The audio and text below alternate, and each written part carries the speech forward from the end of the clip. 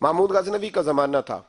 حضرت ابو نور علیہ رحمہ نے لکھا ہے، فرماتے ہیں محمود غزنوی کا دور تھا تو محمود کے پاس نا ایک آدمی اپنا مقدمہ لے کے آ گیا. اس نے کہا بادشاہ میرا کیس بڑا نرالا ہے. بادشاہ سلامت نے کہا وہ کس طرح؟ کہنے لگا یہ میرے پاس ایک تھیلی ہے، میں نہ سفر پہ جانے لگا تو یہ تھیلی پوری ہیروں کی بھری ہوئی تھی. فلاں علاقے کے جو قاضی صاحب ہیں نا، میں جاتی دفعہ میں کہیں سفر پہ جا رہا تھا تو میں ان کے پاس چھوڑ گیا کہ رستہ لمبا ہے، کہیں کوئی مجھ سے چھین نہ لے، ہیروں کی بھری ہوئی تھی. کچھ دنوں کے بعد میں واپس آیا ہوں، قاضی صاحب نے مجھے تھیلی واپس کی ہے تو اس میں ہیروں کی بجائے کھوٹے سکے نکلے. اب میں نے قاضی صاحب سے کہا ہے تو قاضی صاحب تو میرے گریبان تک آتے ہیں، وہ کہتے ہیں بتا کہیں سے پھٹی ہے، کھلی ہے؟ وہ جس طرح ٹانکے لگا کے تو نے سی تھی اسی طرح لگے ہوئے ہیں کہ نہیں؟ تو حضور لگے بھی بالکل اسی طرح ہے، نہ پھٹی ہے نہ کھلی ہے. اب میں لٹ گیا ہوں، میری کل عمر کی کمائی ضائع ہو گئی، کھوٹے سکے کہاں اور ہیرے کہاں؟ تو مہربانی کریں. اور آپ کی بارگاہ میں اللہ رسول کے نام پر حلف دیتا ہوں کہ میں ہوں بالکل سچا. محمود غزنوی کہنے لگے تو جا، تھیلی چھوڑ جا، اور جب میں تجھے بلاؤں گا پھر دوبارہ آنا. وہ شخص چلا گیا. محمود غزنوی اٹھے، دربار برخاست کیا، لوگوں سے کہنے لگے چلے جاؤ، میں 3 دن کے لیے سیر کرنے جا رہا ہوں، 3 دن کے بعد لوٹوں گا. اکیلے جب رہ گئے نا محمود دربار میں تو محبوب نے چھری منگائی. وہ جس تخت پہ بیٹھتے تھے وہاں گدا بچھا ہوا تھا، یہ گدا پڑا ہے نا، وہ گدا بچھا ہوا. تو محمود نے چھری کے ساتھ اس کو پھاڑ ڈالا اور چھری جیب میں رکھی نکل گئے. کہنے لگے میرے بعد کوئی میرے دربار والے احاطے میں داخل نہ ہو. محمود چلے گئے. اب وہ صفائی کرنے والا جب آیا نا، اس نے آ کے دیکھا تو گدا تو پھٹا ہوا ہے. اس نے شور ڈال دیا، پہرے دار بھی آ گئے، فلاں صاحب بھی آ گئے، فلاں صاحب. اس نے کہا او خدا کے بندو، اس کا گدا پھٹ گیا ہے، وہ تو مار ڈالے گا.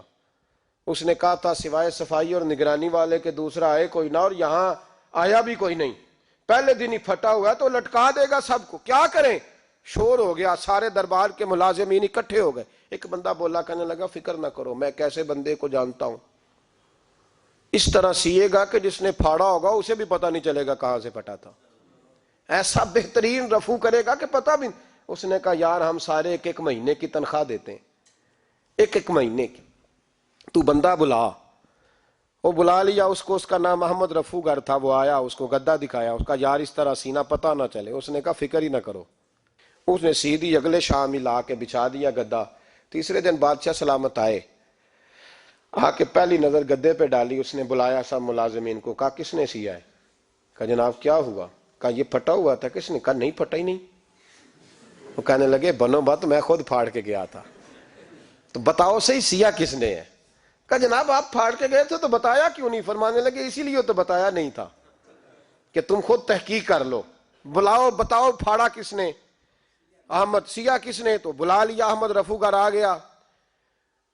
اس کو جب بلا کے سامنے بادشاہ کھڑا کیا، کہا بھئی تو نے سیا ہے؟ کہنے لگا حضور آپ کے سارے ملازم کٹھے ہو کے آئے تھے، میری غلطی کوئی نہیں. کہا نہیں یار تو بڑا کاریگر ہے، میں نے اپنے ہاتھ سے پھاڑا تھا پر مجھے بھی نہیں پتا چل رہا کہاں سے پھٹا تھا. اچھا یہ بتا یہ تھیلی جو ہے یہ بھی تو نے سی تھی؟ اس نے کہا جی آپ کے خادم کا ہی کارنامہ ہے، وہ فلانے علاقے کے قاضی صاحب آئے تھے، اس میں سے ہیرے نکال کے تو کھوٹے سکے بھرے تھے تو مجھے بھی تھوڑا سا حصہ ملا تھا. محمود نے سارے گواہ بھی اکٹھے کر لیے، ثبوت بھی اکٹھے کر لیے. پھر قاضی کو بلایا.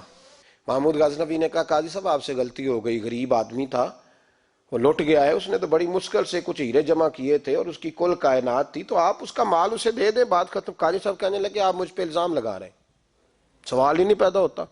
آپ میری داڑھی دیکھیں، آپ میرا اعزاز دیکھیں، دنیا جانتی ہے میں اس کا. قاضی صاحب انسان بھول ہی جاتا ہے، بندہ بھول جاتا ہے، غلطی ہوگی مال نے. کہا نہیں کہا میں تنہائی میں پوچھ رہا ہوں، میں اس وقت پوچھ رہا ہوں جب دوسرا موجود کوئی نہیں.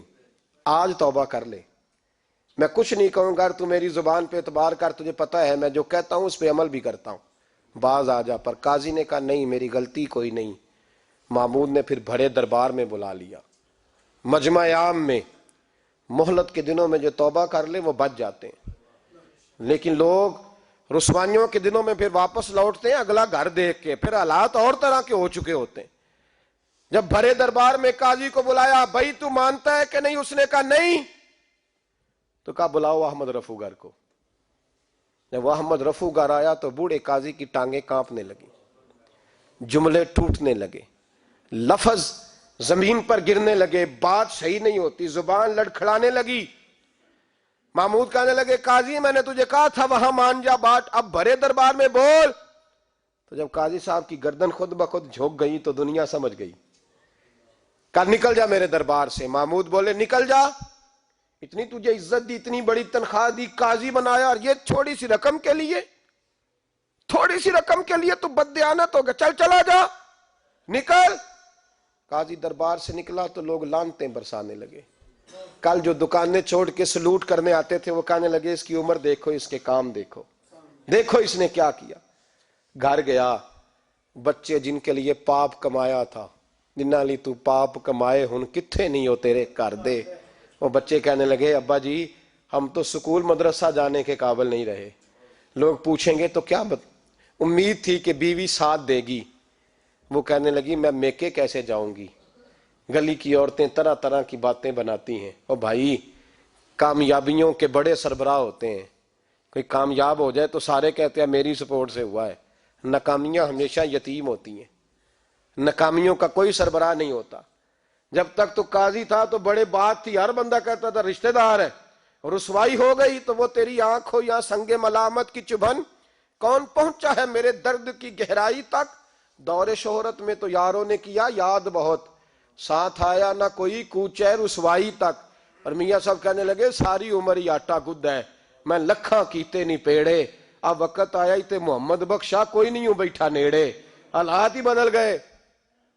قاضی خاموشی سے اندر چلا گیا، اپنی رسوائی سمیٹ کے بستر پہ لیٹا، نہ روٹی کی بھوک لگی، نہ پانی کی پیاس لگی، نہ نیند آئی، ساری رات تڑپتا رہا۔ سویرے گھر والوں نے دروازہ کھولا تو روح پرواز کر گئی تھی، دنیا چھوڑ گیا۔ حضرت ابو نور علیہ رحمہ بولے، فرمانے لگے یاد رکھو کبھی بددیانتی نہ کرنا، کبھی، یہ تو محمود غزنوی کی عدالت تھی، قیامت میں رب کریم کی عدالت لگے گی۔ اور فرمایا وہاں تو گواہی دینے والا احمد رفو گر تھا، قیامت میں تو تمہارے اپنے ہاتھ پیر گواہیاں دیں گے۔